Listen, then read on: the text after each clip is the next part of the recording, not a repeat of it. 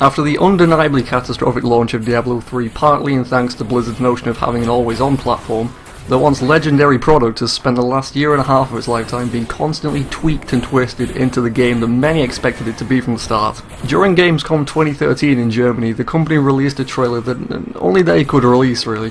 A beautifully animated cinematic opening for the continuation of the Diablo 3 tale, Reaper of Souls. As you'd come to expect Diablo himself to be the face of the Diablo universe, this wasn't to be the case with the expansion. Instead, following the near collapse of the high heavens by the hands of Diablo, his crushing defeat came and went by, with the high angels then looking to lock down his soul, only to have one of their own take it through means that were not even close to being covert. For those who have yet to jump on board with the whole Diablo scene, the game's concepts are simple enough to dive into regardless of your experience with point-and-click adventure games. Rather than gearing up your digits for the usual WASD movement, you move entirely by clicking on the game world or just holding down in whichever direction you want to move. After that, you're tasked with going up against all the nasty demons and tortured souls and frankly downright terrorists you come across in your mission to fix the source of the problem, which I hope you guessed is bound to be Diablo. Combat is done through your chosen class's 20 or so skills that can be freely changed once unlocked to 6 major buttons on your action bar and further tailored with runes to augment their abilities and traits to boost your characters. Most of the fun behind these games come from the sheer amount of enemies you're dealing with any given moment, enjoying the rate at which you can send them flying with your impressive assortment of skills.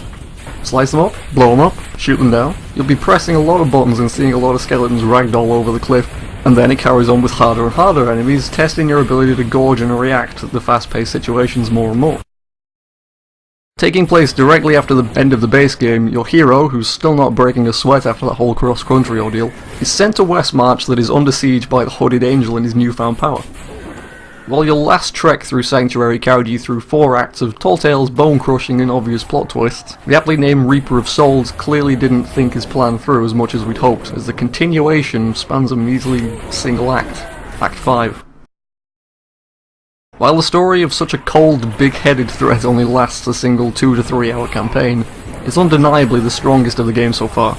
The narrative may still lack any serious fleshing out when thrown under the same light as Blizzard's other franchises, but its rapidly changing scenery joins well with a strangely classical soundtrack that wasn't really noted in the base game.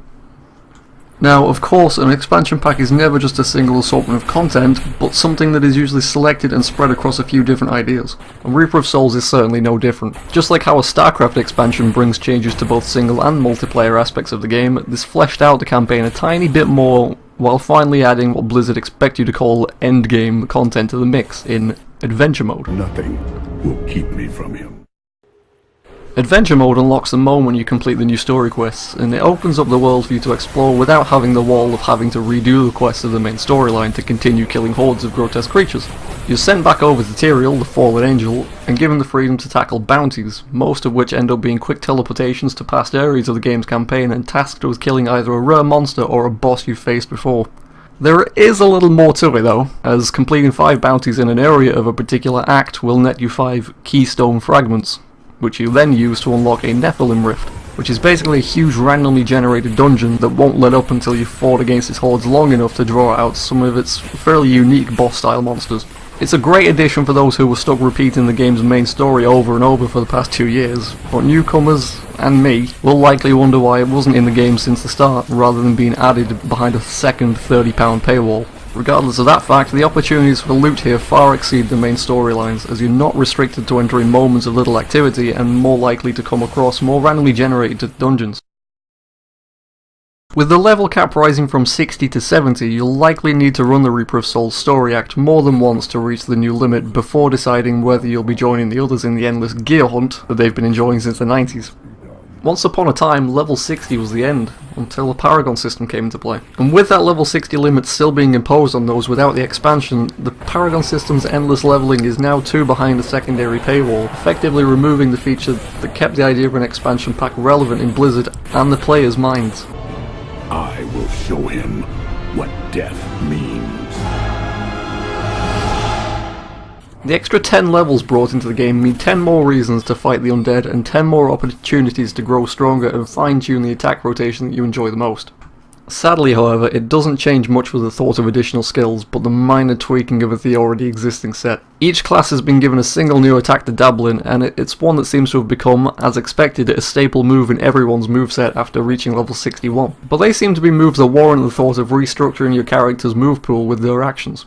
Having played 2 barbarians over the last year and a half using the same rinse and repeat rotation with either 2 weapons or a sword and a shield combo, the new avalanche skill for the burly beast gave me enough reason to switch to a greatsword and build my rotation on spending more rage, and in return speeding up the cooldown of my new high damage volcano. It's strange to see a single edition change so much of the way I usually play, but it's certainly a welcome one.